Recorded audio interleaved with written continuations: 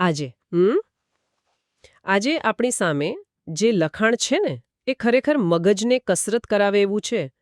એ એક એવો સવાલ પૂછે છે જે કદાચ બધાએ ક્યારેક ને ક્યારેક વિચાર્યો હશે. જો ઈશ્વર આટલો સારો અને શક્તિશાળી હોય તો પછી દુનિયામાં ભૂલ કરવાની, પાપ કરવાની આઝાદી કેમ છે? આ સ્વતંત્ર ઈચ્છાશક્તિનો આખો ખ્યાલ જ એક મોટી ગૂંચ જેવો લાગે છે, નહીં? ચાલો આજે આ ગૂંચ ઉકેલવાનો પ્રયત્ન કરીએ. બિલકુલ. અને આ પ્રશ્ન તમે કહ્યું એમ સદીઓથી તત્વચિંતકો અને ધર્મશાસ્ત્રીઓને મૂંઝવતો રહ્યો છે. અને આ લખાણો એનો જવાબ આપવાનો એક બહુ જ અનોખો પ્રયાસ કરે છે.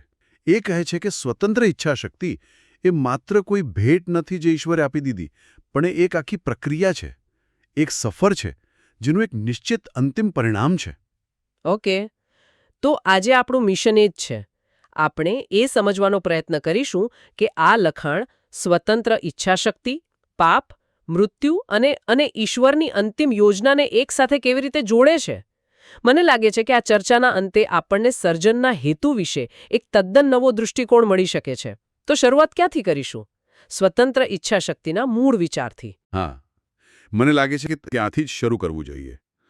જુઓ, લખાણનો મૂળભૂત તર્ક એ છે કે ઈશ્વરે જીવોને સાચી સ્વતંત્રતા આપી. અને સાચી સ્વતંત્રતાનો અર્થ છે પસંદગી કરવાની ક્ષમતા. માત્ર સારી વસ્તુઓ પસંદ કરવાની નહીં, પણ ઈશ્વરનો અસ્વીકાર કરવાની પણ પસંદગી. બરાબર. અને અહીં જ પહેલો ઝટકો લાગે છે, કારણ કે લખાણ કે છે કે ઈશ્વરનો અસ્વીકાર કરવો, તેમનાથી દૂર જવું, એનો સીધો અર્થ મૃત્યુ છે. આ કેવી રીતે શક્ય છે? કારણ કે આ લખાણના દૃષ્ટિકોણ મુજબ ઈશ્વર પોતે જ જીવનનો એકમાત્ર સ્ત્રોત છે. તે જ જીવંત છે. ઓકે. જેમ બલ્બને પાવર સપ્લાયથી અલગ કરો તો તે બુઝાઈ જાય, બરાબર? તેમ જીવને જીવનના સ્ત્રોતથી અલગ કરો તો તેનું અસ્તિત્વ ટકી ન શકે. એટલે ઈશ્વરથી અલગ થવું એ જીવનથી અલગ થવા બરાબર છે. એટલે આ તો બહુ ગંભીર વાત છે. અને ભેટ કેવી કે પરીક્ષા? કારણ કે જો પસંદગીની એક બાજુ અનંત જીવન હોય અને બીજી બાજુ નિશ્ચિત મૃત્યુ, તો શું એ ખરેખર સ્વતંત્રતા કહેવાય? આ તો એક પ્રકારની મજબૂરી જેવું લાગે છે. આ સવાલ બહુ મહત્વનો છે.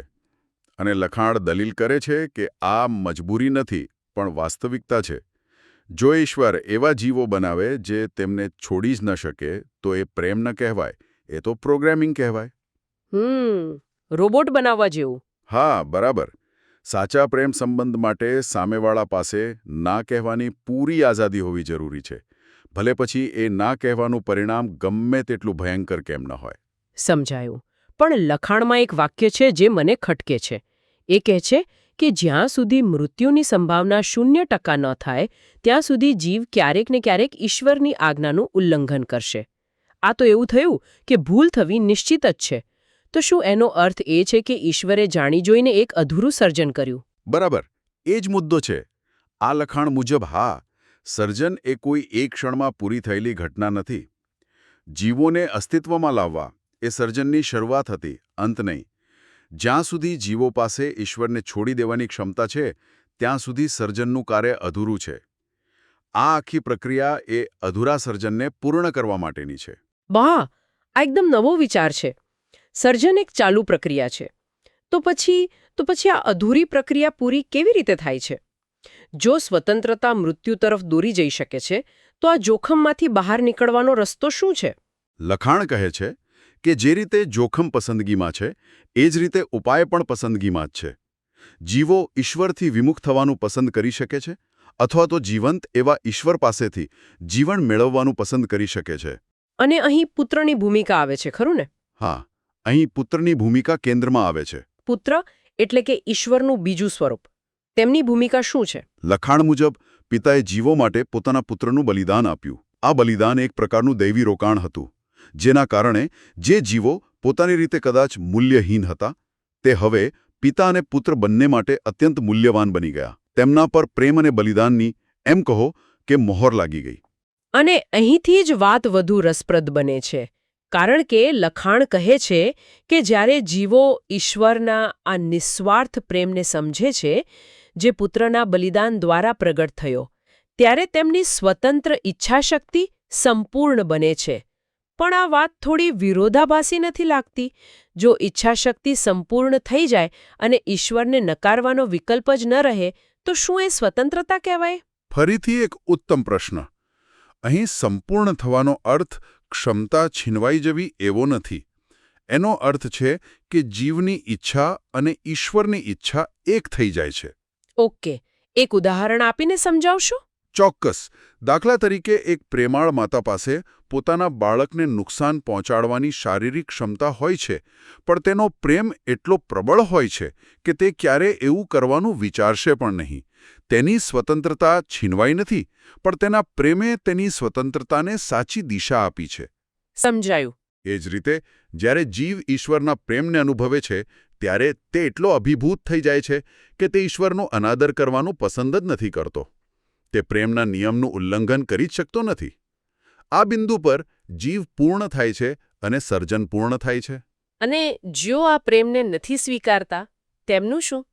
લખાણ મુજબ પસંદગીનો સમય પૂરો થયા પછી ન્યાયનો સમય આવે છે. જેઓ પુત્રને અને તેના દ્વારા પ્રગટ થયેલા પ્રેમને સ્વીકારે છે તેઓ અનંત જીવન મેળવે છે, અને જેઓ તેનો અસ્વીકાર કરે છે તેઓ જીવનના સ્ત્રોતથી કાયમ માટે અલગ થઈ જાય છે, જેનો અર્થ છે સંપૂર્ણ નાશ. તમે હમણાં જ પુત્રના બલિદાનની વાત કરી, જે પિતાના પ્રેમનું પ્રતીક છે. આનાથી મારા મનમાં ઈશ્વરના મૂળ સ્વરૂપ વિશે જ એક પ્રશ્ન ઊભો થાય છે.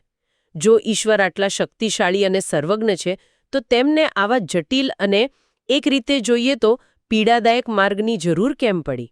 શા માટે સીધું જ એક સંપૂર્ણ સર્જન ન બનાવ્યું? લખાણો તેમના સ્વરૂપ વિશે શું કહે છે? જુઓ, આ સમજવા માટે આપણે એ સ્વીકારવું પડશે કે લખાણો સ્પષ્ટ કહે છે કે આપણી મર્યાદિત બુદ્ધિથી આપણે ઈશ્વરને પૂરેપૂરા ક્યારે સમજી શકીશું નહીં. તે સમય અને અવકાશથી પર છે. પણ તે છતાં લખાણો કેટલાક સંકેતો આપે છે. એક મહત્વનો મુદ્દો એ છે કે ઈશ્વરનું તેજ અને પવિત્રતા એટલી પ્રચંડ છે કે જો કોઈ પાપી જીવ તેમને સીધો જુએ તો તે ક્ષણભરમાં નાશ પામશે. ઓકે, તો જીવોની સુરક્ષા માટે ઈશ્વરે પોતાની જાતને છુપાવી રાખી છે? હા, અને અહીં ત્રૈક્યમ સિદ્ધાંત કામમાં આવે છે. લખાણ મુજબ ઈશ્વર એક જ છે, પણ 3 વ્યક્તિત્વમાં પ્રગટ થાય છે: પિતા, પુત્ર અને પવિત્ર આત્મા. આ યોજના મુજબ ત્રૈક્યના બીજા વ્યક્તિત્વ એટલે કે પુત્રએ પોતાને ખાલી કર્યા. તેમણે પોતાની દૈવી શક્તિઓનો ત્યાગ કરીને એક મનુષ્ય, એક જીવનું સ્વરૂપ ધારણ કર્યું. આ એટલા માટે જેથી જીવો ઈશ્વરનો અનુભવ કરી શકે, તેમને સમજી શકે અને છતાં નાશ ન પામે. આ બધું એક પૂર્વ નિર્ધારિત યોજનાનો ભાગ હતો. અને એ યોજના શું હતી? યોજના એવી હતી કે પુત્ર જીવ બનીને પૃથ્વી પર આવશે. તે સર્જનનો વારસદાર બનશે. તે પોતાના જીવન અને બલિદાન દ્વારા પાપની શક્તિનો નાશ કરશે. જે જીવો તેમના પર વિશ્વાસ કરે છે તેમને સંપૂર્ણ બનાવશે અને આ રીતે સર્જનને પૂર્ણ કરશે. અને અંતે આ સંપૂર્ણ થયેલું સર્જન તે પિતાને પાછું સોંપશે. તો આનો અર્થ એ થયો કે ઈશ્વરે મર્યાદિત સમય માટે પાપ અને મૃત્યુને અસ્તિત્વમાં રહેવાની મંજૂરી આપી, જેથી અંતમાં એક એવું સર્જન તૈયાર થાય જે પ્રેમથી અને પોતાની સ્વતંત્ર ઈચ્છાથી ઈશ્વરને વફાદાર રહે. બરાબર. તેમણે પોતાની જાતને ત્યાં સુધી એક રીતે પડદા પાછળ રાખી જ્યાં સુધી જીવોની સ્વતંત્ર ઈચ્છા શક્તિ પ્રેમ દ્વારા પૂર્ણ ન થાય. આનાથી એક બીજો સવાલ ઊભો થાય છે, તો પુત્રના આવતા પહેલા શું હતું? શું કોઈ નિયમ, કોઈ વ્યવસ્થા નહોતી? સદીઓ સુધી લોકો કેવી રીતે જીવતા હતા? ચોક્કસ વ્યવસ્થા હતી. લખાણ કહે છે કે પુત્રના અવતાર પહેલા ઈશ્વરે દૂતો દ્વારા શાસન કર્યું. જે જૂનો કાયદો હતો, જે પથ્થરની શિલાઓ પર લખવામાં આવ્યો હોવાનું કહેવાય છે, તે દૂતો દ્વારા આપવામાં આવ્યો હતો. પણ લખાણ એને માત્ર એક પડછાયો કહે છે. પડછાયો, આ બહુ રસપ્રદ શબ્દ છે. તો શું આપણે એને એ રીતે સમજી શકીએ કે જેમ કોઈ ફિલ્મનું ટ્રેલર હોય એ પડછાયો છે અને આખી ફિલ્મ એ વાસ્તવિકતા છે? ટ્રેલર મોટો નથી, પણ એ અધૂરું છે અને આખી વાર્તા નથી કહેતું. તમે બિલકુલ સાચો મુદ્દો પકડ્યો. આ સરખામણી એકદમ યોગ્ય છે. જૂનો કાયદો લોકોને બતાવતો હતો કે શું સાચું છે અને શું ખોટું, પણ એ કાયદાનું પાલન કરવાની આંતરિક શક્તિ નહોતો આપતો. એ પાપ શું છે એ દેખાડતો હતો, પણ પાપમાંથી મુક્તિ નહોતો આપતો. એ આવનારી વાસ્તવિકતા એટલે કે પુત્ર તરફ આંગળી ચીંધતો હતો. અને પુત્ર એ વાસ્તવિકતા છે. તો જ્યારે તે આવ્યા ત્યારે વ્યવહારમાં શું બદલાયું? બધું જ બદલાઈ ગયું. હવે પવિત્ર આત્મા દ્વારા ઈશ્વર કાયદાને પથ્થર પર નહીં, પણ જીવોના હૃદય અને મન પર લખે છે. હા, જે કાયદો પહેલાં માત્ર નિયમોનો સમૂહ હતો અને તેના ઉલ્લંઘનથી મૃત્યુ તરફ દોરી જતો હતો, તે હવે પવિત્ર આત્મા દ્વારા જીવનનો કાયદો બને છે. હવે લોકોને નિયમોની યાદી જોવાની જરૂર નથી. તો પછી તેઓ શું કરે છે? તેઓ કાયદાનું પાલન કેવી રીતે કરે છે? તેઓ હવે પુત્રને જુએ છે. પુત્રનું જીવન, તેમનો પ્રેમ, તેમની કરુણા એ જ જીવંત કાયદો બની જાય છે. જીવો તેમને અનુસરીને, તેમના જેવા બનવાનો પ્રયત્ન કરીને કાયદાનું પાલન કરે છે. પુત્ર પોતે જ સાચા અને ખોટાનો, ન્યાયનો માપદંડ બની જાય છે. એટલે જ લખાણ કહે છે કે પુત્રનો અસ્વીકાર કરવો એ માત્ર એક નિયમ તોડવા બરાબર નથી, એ સીધો પિતાનો અસ્વીકાર કરવા બરાબર છે. આખી ચર્ચા ફરી ફરીને વધસ્તંભ પર આવીને અટકે છે. એવું લાગે છે કે આ આખી દૈવી યોજનાનો કેન્દ્રબિંદુ એ જ છે. લખાણ મુજબ આ એક જ ઘટનામાં બધું સમાયેલું છે: પ્રેમ, ન્યાય, પાપ, મુક્તિ. ખરેખર વધસ્તંભ પર ઈશ્વરના બે ગુણધર્મો એક સાથે પ્રગટ થાય છે. એક તરફ પાપ પ્રત્યેનો તેમનો સંપૂર્ણ ન્યાય, કારણ કે પાપની સજા મૃત્યુ છે અને પુત્રએ એ સજા પોતાના પર લઈ લીધી. અને બીજી તરફ પાપી જીવો પ્રત્યેનો તેમનો અનંત પ્રેમ, કારણ કે તેમણે પોતાના એકના એક પુત્રને તેમના માટે મરવા દીધો. અને લખાણ કહે છે કે આ વધસ્તંભ પર પ્રગટ થયેલો પ્રેમ જ એ જ શક્તિ છે જે જીવોને બદલી નાખે છે. હા, આ પ્રેમનો અનુભવ જ જીવોને પાપ છોડવા અને બદલામાં ઈશ્વર તથા પોતાના પાડોશીને પ્રેમ કરવા માટે સક્ષમ બનાવે છે.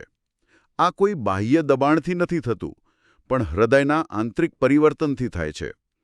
અને આ પછી અંતિમ તબક્કાઓ શરૂ થાય છે. અને એ અંતિમ તબક્કાઓ કયા છે? લખાણ અંતિમ પરિણામ વિશે શું કહે છે? લખાણ મુજબ જેઓ આ પ્રેમને સ્વીકારે છે, તેઓ શહીદી એટલે કે પોતાના જૂના સ્વભાવના મૃત્યુનો અનુભવ કરે છે. પછી પુનરુત્થાન આવે છે, એક નવું જીવન. તેઓ મૃત્યુ પર વિજય મેળવે છે. અને શૈતાન, જેને પાપ અને જૂઠાણાના સ્ત્રોત માનવામાં આવે છે, તેના બધા જ ષડયંત્રો અને જૂઠાણાનો પર્દાફાશ થાય છે. અને અંતે સર્જનનું શું થાય છે? અંતે પાપ અને મૃત્યુનો સંપૂર્ણ નાશ થાય છે. સર્જનમાંથી દરેક નકારાત્મકતા દૂર થઈ જાય છે. ફક્ત એવા જ જીવો બચે છે જેઓ પ્રેમપૂર્વક અને સ્વતંત્ર ઈચ્છાથી ઈશ્વરને આધીન રહેવાનું પસંદ કરે છે. સર્જન હવે શુદ્ધ, સંપૂર્ણ અને સ્થિર છે. અને ત્યારે એ ઐતિહાસિક ક્ષણે પુત્ર તે સંપૂર્ણ થયેલું સર્જન પિતાને પાછું સોંપે છે. સર્જનનું જે અધૂરું કાર્ય હતું તે પૂર્ણ થાય છે. અને પછી લખાણ એક બહુ ગહન વાક્ય કહે છે: ઈશ્વર સર્વસ્વ બને છે. એક મિનિટ, ઈશ્વર સર્વસ્વ બને છે. આ તો બહુ મોટો વિચાર છે. આનો વ્યવહારમાં અર્થ શું થાય? શું જીવોનું પોતાનું અસ્તિત્વ, તેમની ઓળખ ઈશ્વરમાં ભળી જાય છે અને સમાપ્ત થઈ જાય છે, કે પછી કંઈ બીજું? ના, આનો અર્થ વિલય કે નાશ નથી. એનો અર્થ છે સંપૂર્ણ સુમેળ. જેમ એક ઓર્કેસ્ટ્રામાં દરેક વાદ્ય પોતાનો અલગ સૂર વગાડે છે, પણ બધા મળીને એક સુંદર સંગીત રચે છે. ઓકે. તેમ દરેક જીવ પોતાની આગવી ઓળખ જાળવી રાખે છે, પણ તેમનું અસ્તિત્વ, તેમનો આનંદ, તેમનો હેતુ બધું જ ઈશ્વર સાથે સંપૂર્ણ રીતે જોડાઈ જાય છે. કોઈ સંઘર્ષ નથી, કોઈ વિરોધ નથી, ફક્ત પ્રેમ, શાંતિ અને આનંદ. ઈશ્વર દરેક વસ્તુના કેન્દ્રમાં હોય છે અને દરેક વસ્તુ તેમાં પોતાનો સાચો અર્થ શોધે છે. તો આ આખી લાંબી અને જટિલ ચર્ચાનો સાર શું નીકળે? આપણે સ્વતંત્ર ઈચ્છાશક્તિના એક ભયાનક જોખમથી શરૂઆત કરી હતી અને હવે એક સંપૂર્ણ સુમેળભર્યા સર્જન સુધી પહોંચ્યા છીએ. સાર એ જ છે કે આ લખાણો મુજબ સ્વતંત્ર ઈચ્છાશક્તિ કોઈ સ્વિચ નથી કે જેને ચાલુ બંધ કરી શકાય. એ તો એક આખી સફર છે, એક એવી સ્વતંત્રતા જેમાં મૃત્યુની ભયંકર સંભાવના છુપાયેલી છે. પણ જ્યારે એ ઈશ્વરના નિસ્વાર્થ પ્રેમને સમજે છે, ત્યારે એ જ સ્વતંત્રતા પરિપક્વ અને સંપૂર્ણ બને છે, જે અનંત જીવન તરફ દોરી જાય છે. અને સર્જન કોઈ એક દિવસની ઘટના નથી, પણ એક યુગો લાંબી પ્રક્રિયા છે. બિલકુલ. આ દૃષ્ટિકોણ મુજબ સર્જન એક જ ક્ષણની ઘટના નથી, પરંતુ એક પ્રવાસ છે, એક એવો પ્રવાસ જેનું ગંતવ્ય છે પ્રેમમાં સ્થિર થયેલી અને સંપૂર્ણ બનેલી સ્વતંત્રતા. આ ચર્ચા સાંભળ્યા પછી મારા મનમાં એક અંતિમ સવાલ ઉઠે છે જે કદાચ આપણા શ્રોતાઓને પણ વિચારવા મજબૂર કરશે. આપણે આજે સ્વતંત્રતાનો અર્થ શું સમજીએ છીએ? ગમે તે કરવાની, ગમે તે પસંદ કરવાની, કોઈ પણ બંધન વિનાની આઝાદી? પણ શું આપણી આધુનિક સ્વતંત્રતાની વ્યાખ્યા અધૂરી છે? શું સાચી સ્વતંત્રતા, જેમ આ લખાણો કહે છે, એ અમર્યાદિત વિકલ્પોમાં નહીં, પરંતુ જે સાચું છે, જે સારું છે, જે પ્રેમભર્યું છે, તેને પૂરા દિલથી અને સ્વેચ્છાએ પસંદ કરવાની ક્ષમતામાં રહેલી છે?